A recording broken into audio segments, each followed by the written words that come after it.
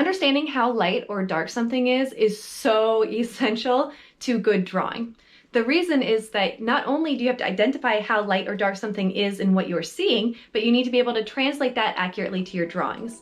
And the first step to mastering how light or how dark something is to master the value scale. And that's what we're going to do in this mini lesson.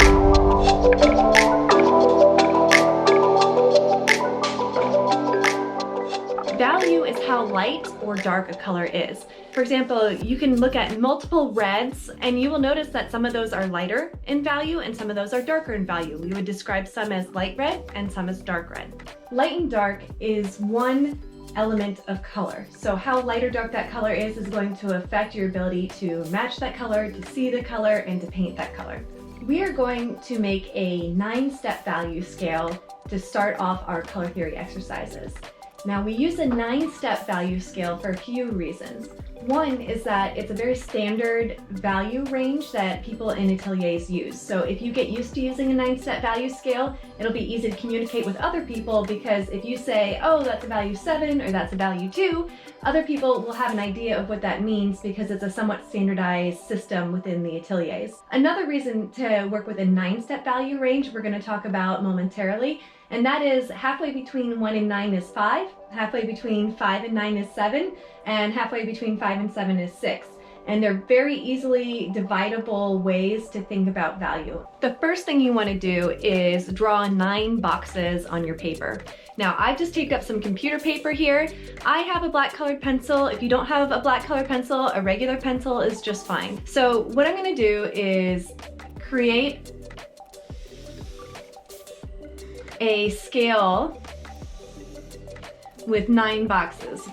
1, 2, 3, 4, 5, 6, 7, 8, 9. And I'm going to go ahead and number these boxes as well. Now, it's important, especially if this is your first time working with a value scale, to make sure you understand what the 1 represents and what the 9 represents. The 1 is going to represent the brightness of our paper or the white of the paper. So I'm going to just make a note down here that this is going to be our whitest value. The 9 is actually going to be our darkest value. So I'm going to just make a note down here to remind myself that 9 is the darkest end of the scale. Now, what I'm going to do first is put my white and my black in on my value range. And my white is already done because it's the white of the paper. So I'm going to go ahead and fill in my black with the darkest I can get my colored pencil to go.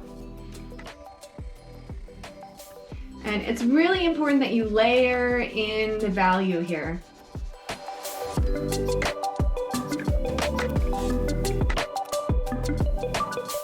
You'll notice that I am layering the black colored pencil down. The reason I'm layering it is that if you try to go for the darkest that you can right away and you just really scribble it in there, it flattens the tooth of the paper and it actually won't hold as much value as it could otherwise do.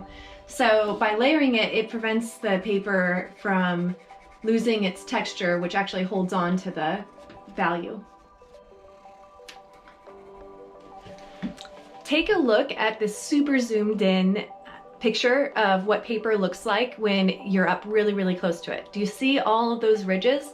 What we want to do is make sure that the pencil or the colored pencil or the crayon or the charcoal is filling in all those ridges, because the more you can layer in value in between all those bumps and ridges, the darker your value will be on the paper, and the paper will be able to hold more of the crayon or the charcoal or the pencil when you layer it in that way. We now have our white and our black. So we have our value 1, which is the white of the paper, and our black, which is the darkest our colored pencil can go.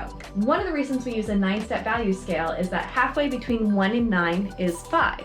So it's a really good idea to do your 5 value next. And the reason for that is that you can make sure that your 5 value is visually halfway between the white of your paper and the darkest that your pencil can go. So I'm going to start layering in some value here, and as I'm doing it, I'm asking myself the question, is it visually closer to the white? Is it visually closer to the black? Or is it actually at the halfway point? This is my first layer of my value 5. If I were to stop here, do you see how this is much, much closer to my value 1 than it is to my value 9? That means visually it's not at the halfway point yet. I need to keep going. This is closer, but it's still much closer to the white value than it is to the black. And remember that I need it to be at the halfway point visually. So I'm just gonna keep layering it in there and sneaking up on it. You'll see that I'm doing it in layers because I'm not sure exactly where the value 5 is, so by sneaking up on it and just making small adjustments to my value, I have a better chance of hitting it without overshooting it. So this is feeling a lot better to me. This is about halfway between my value 1 and my value 9. The next value I'm gonna go for is going to be halfway between my 1 and my 5, and halfway between my 1 and my 5 is my value 3. So I'm gonna do the same thing. I'm gonna think about, okay, here's my value 1, here's my value 5. I need my value 3 to be at the halfway point between 1 and 5. So the lighter you make it, the lighter you need to press on your pencil or colored pencil or whatever medium you're using. So we're trying to extract values out of our tools by adjusting the pressure on our hands.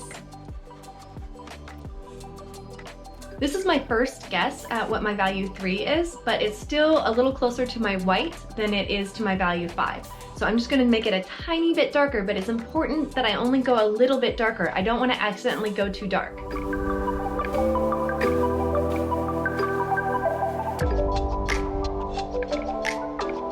That feels pretty good now. Now my value 3 feels about halfway between 1 and 5.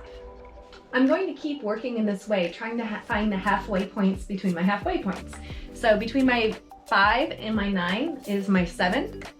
And now I'm going to try to find the visual halfway point. How dark is it between 5 and 9? Because these are mini lessons, I'm going to go ahead and speed through this process, but don't worry, we'll make sure to give you all the information you need.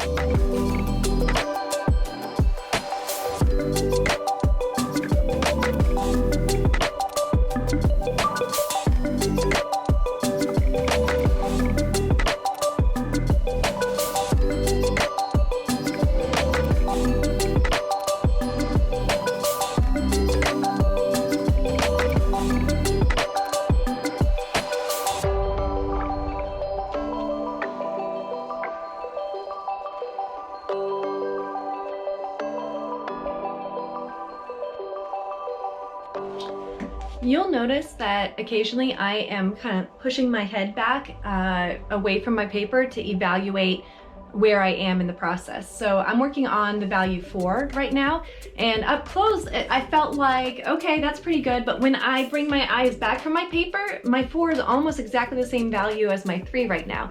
So sometimes you have to kind of put distance between yourself and your paper in order to see the value. Another trick is to kind of squint your eyes. Squinting helps the values kind of be more clear as well. So those are 2 tricks to help you see your value well.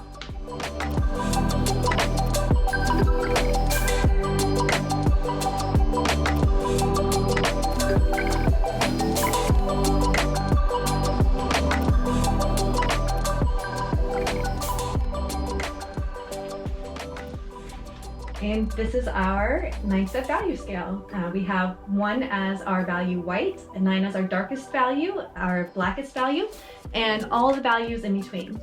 Now, when you're doing this at home, I made this maybe look easy. I have done many value scales. It's not uncommon when you're doing a value scale for the first time to make some common mistakes. So I want to talk about some of those now so to help you avoid those mistakes. The most common thing that my students do when I'm teaching them how to do a value scale, and it doesn't matter if there are my 5-year-old students or my 50-year-old students, is that they tend to skew the entire value scale too dark. And what I mean by that is their value 5 will often be a value 7 or a value 8. And what happens is all of a sudden you have to get 3 more values in here at very small increments of change. And then all of a sudden you're making really big jumps up here in your 1s, 2s, 3s, and 4s. So by finding the visual halfway first and the halfway between the halfway, I have found that that helps my students immensely getting accurate values. So you want to make sure that every jump on your scale is about the same jump as what becomes before and after it. So you want the jump between 1 and 2 to be comparable to the value change between 8 and 9, and etc. throughout the entire unit here. I would say my biggest jump right now is between my value 4 and my value 3, and it looks like I could darken my value 3 just a touch, so I'm going to do that now.